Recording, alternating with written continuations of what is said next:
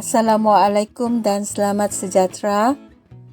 Bertemu lagi kita pada kali ini dalam tajuk mengenal komponen sastra dalam bahasa Melayu. Baik, untuk makluman pelajar-pelajar, istilah dalam komponen sastra penting dipelajari kerana ia dapat digunakan apabila kita mengkaji sesebuah karya. Seterusnya, kita akan lihat komponen sastra yang berikut.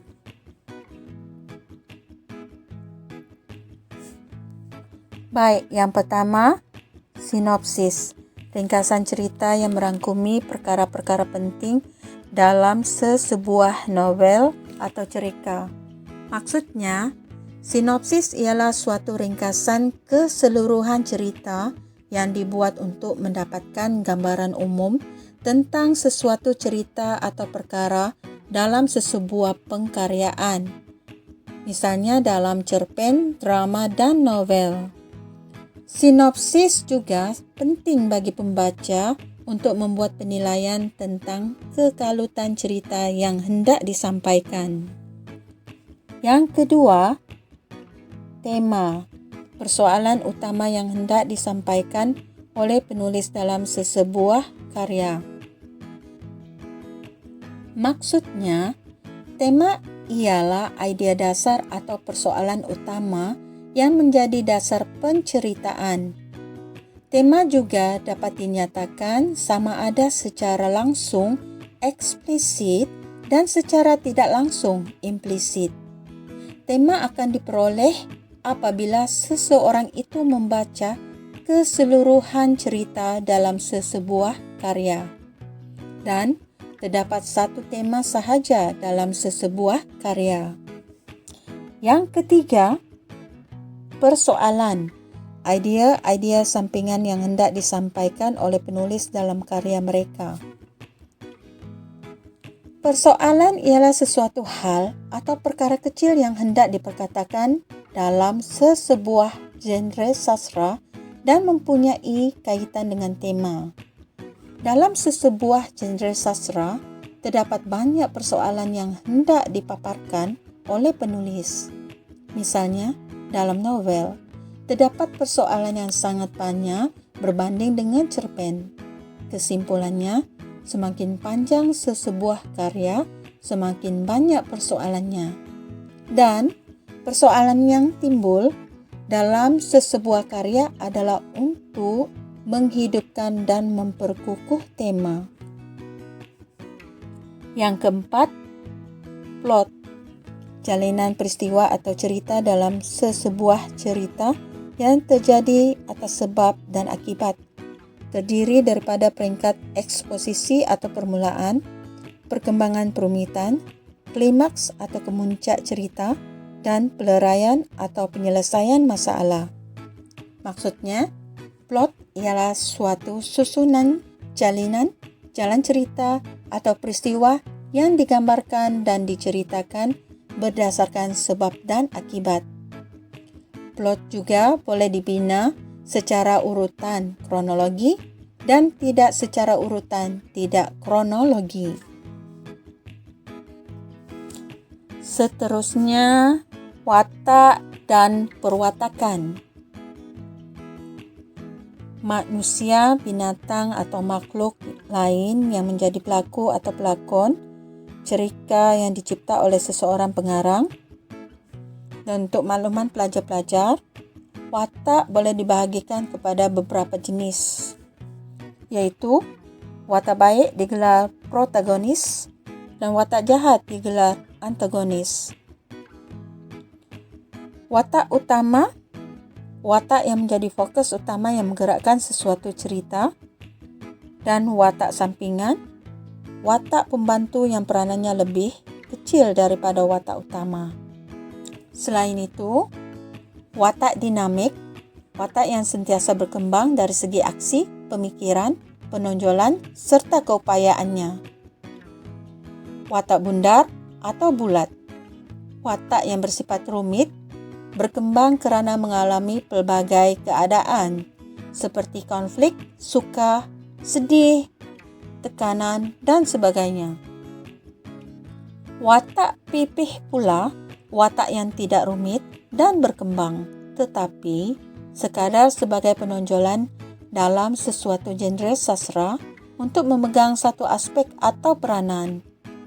Dan watak statik, watak yang tidak mengalami sebarang perubahan atau tidak berkembang dari awal hingga akhir cerita.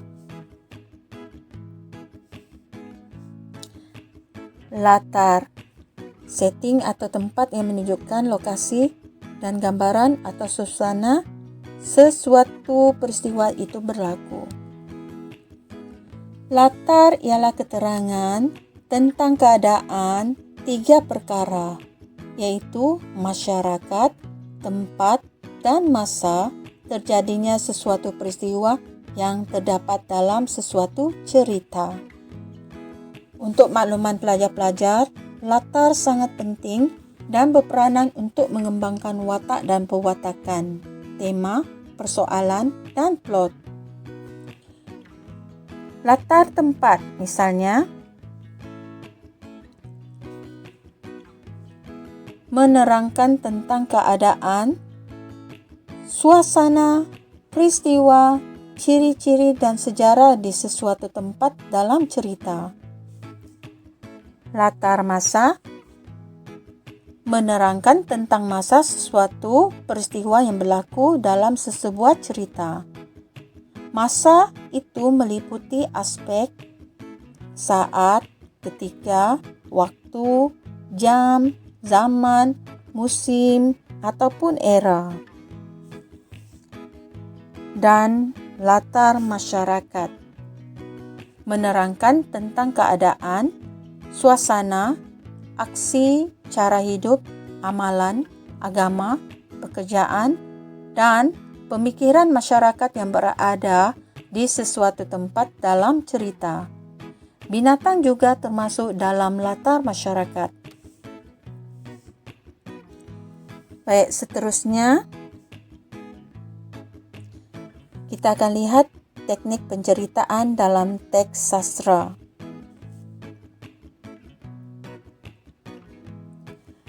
Yang pertama, teknik suspense digunakan oleh pengarang supaya pembaca tertanya-tanya mengapa sesuatu peristiwa itu terjadi.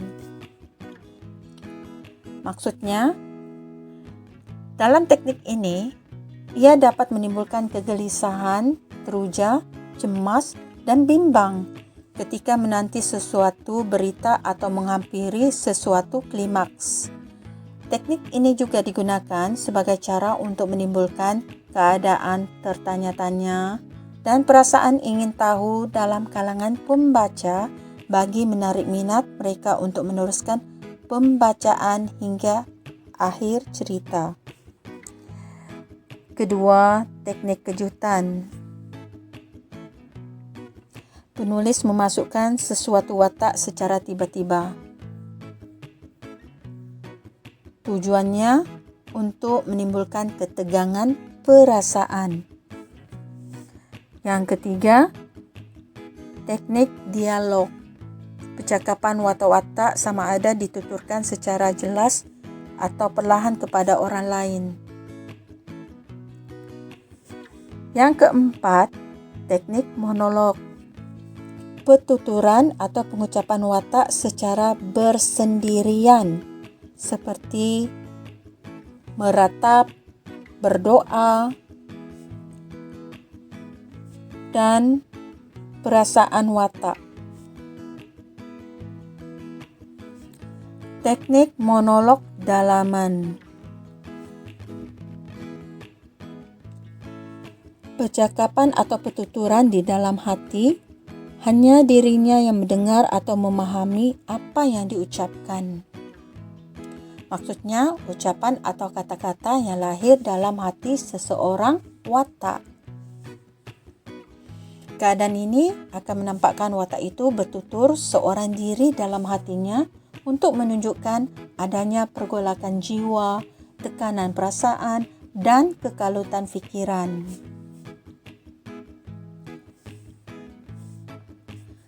Seterusnya, prolog. Terdapat dalam drama. disampaikan dalam pelbagai bentuk seperti puisi. Misalnya prakata, nyanyian, dan penyataan. Prolog dibacakan oleh salah seorang pelakon. Epilog, penyataan sebagai penutup sesuatu penulisan atau karya. Ia boleh diucapkan dalam bentuk puisi, syair, atau huraian pantun. Seterusnya, teknik pemberian. Teknik ini untuk menyatakan, menceritakan, atau memberitahu sesuatu perkara dengan jelas atau secara langsung. Teknik imbas muka. Cara pengarang membayangkan atau meramalkan atau membuat andaian tentang perkara akan datang yang belum berlaku. Teknik imbas kembali. Mempersembahkan cerita dengan mengingat kembali peristiwa melalui ingatan, hayalan, dan sebagainya.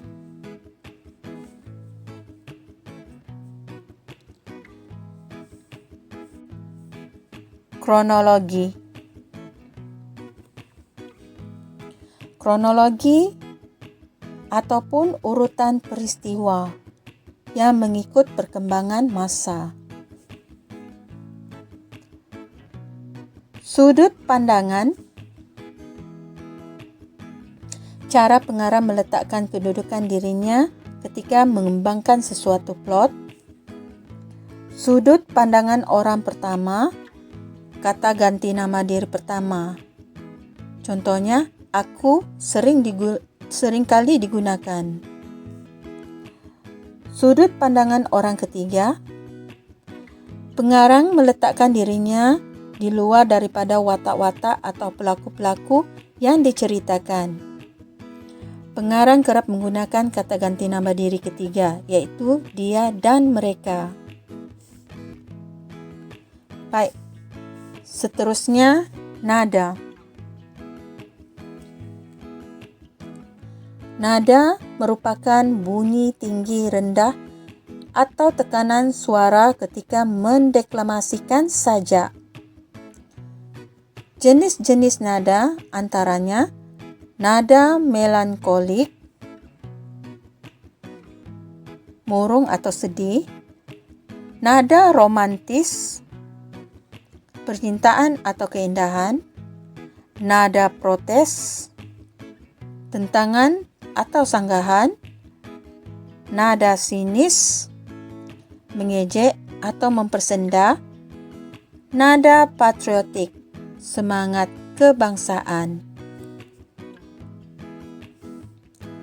Seterusnya kita akan melihat pula istilah dalam keindahan bahasa atau unsur gaya bahasa dalam genre sastra. Yang pertama, metafora. Perbandingan terus atau secara langsung yang menggabungkan satu perkataan konkret dengan perkataan abstrak.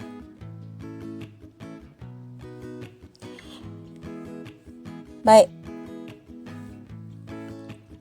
Maksudnya, perkataan yang digunakan untuk menyatakan sesuatu makna atau maksud yang lain daripada makna biasa. Unsur ini digunakan sebagai suatu perbandingan atau kiasan secara terus atau secara langsung tanpa menggunakan kata seperti bagai, bak, umpama, dan sebagainya. Contohnya, mereka tenggelam dalam lautan fikiran masing-masing. Yang kedua, simili. Perbandingan secara tidak langsung antara satu benda yang sama dengan menggunakan kata bandingan. Contohnya, ayahnya menengking dengan suara yang bagaikan halilintar. Untuk makluman pelajar-pelajar, simili juga mempunyai beberapa contoh.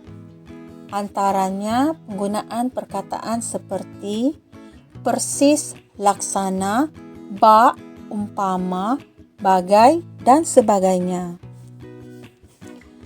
Ketiga, hyperbola. Perbandingan yang dibuat untuk sesuatu keadaan atau peristiwa yang keterlaluan atau melampau, menyatakan sesuatu secara berlebih-lebihan. Contohnya, cita-citanya menggunung tinggi.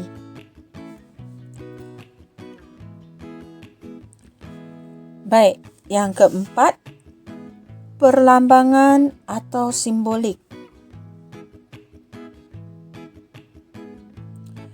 Kata-kata yang digunakan untuk menerangkan sesuatu benda, keadaan, atau peristiwa. Contohnya, sebab emas budi terbuang. Emas melambangkan harta benda atau kekayaan. Yang kelima, pengulangan.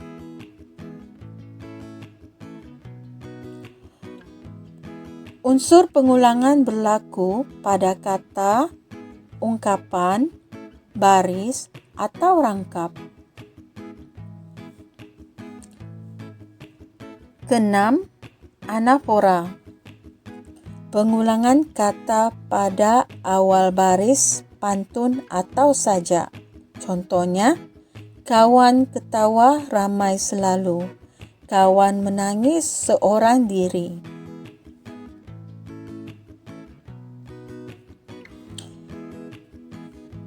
Yang ketujuh, epifora. Pengulangan perkataan atau frasa di akhir baris pantun atau sajak. Contohnya, dewa berjalan dihampirinya.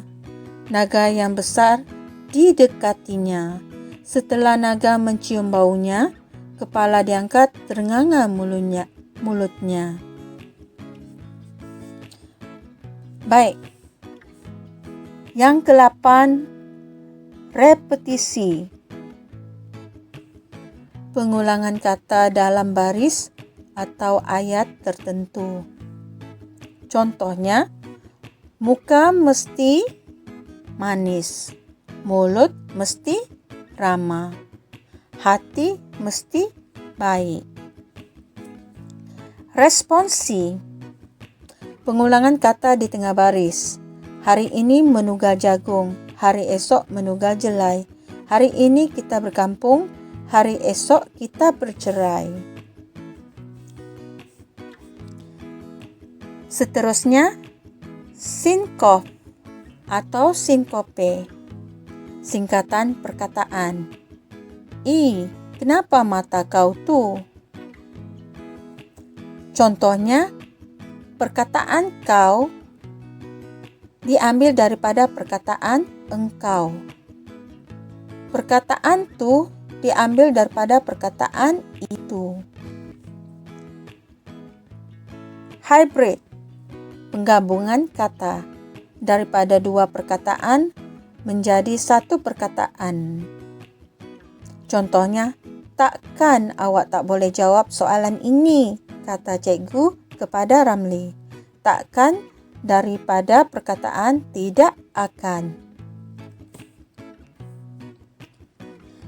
Yang ke-12, inversi. Pembalikan susunan perkataan dalam ayat.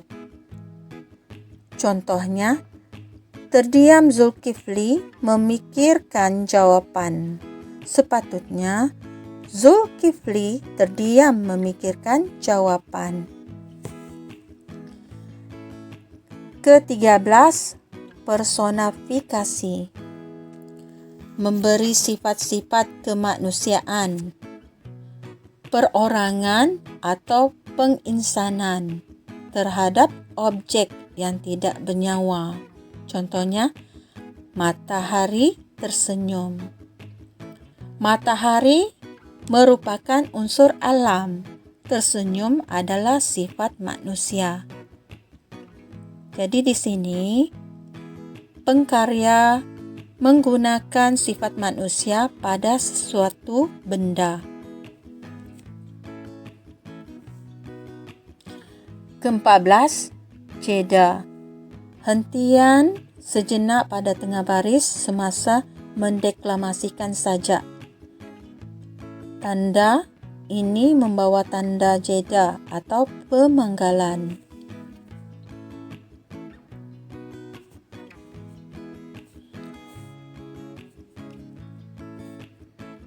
Seterusnya, rima akhir.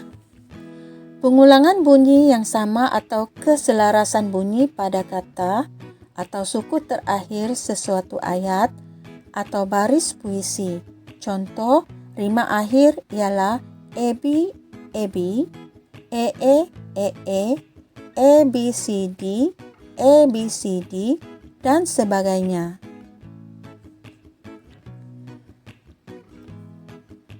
Asonansi, pengulangan bunyi vokal yang sama dalam puisi. Contoh vokal ialah E, I, O, dan U.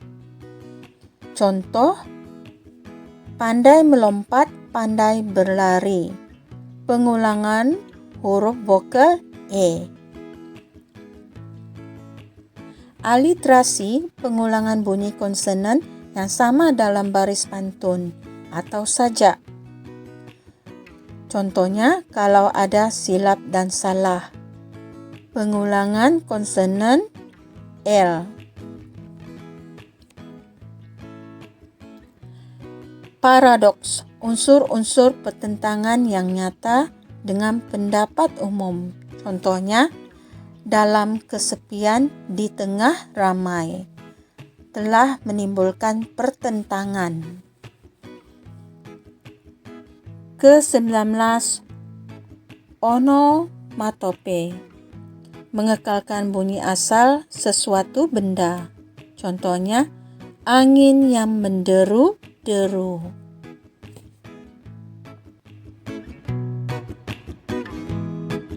Baiklah, itu sahaja untuk kali ini. Semoga pelajar-pelajar dapat manfaat daripada video ini. Sampai jumpa lagi. Assalamualaikum.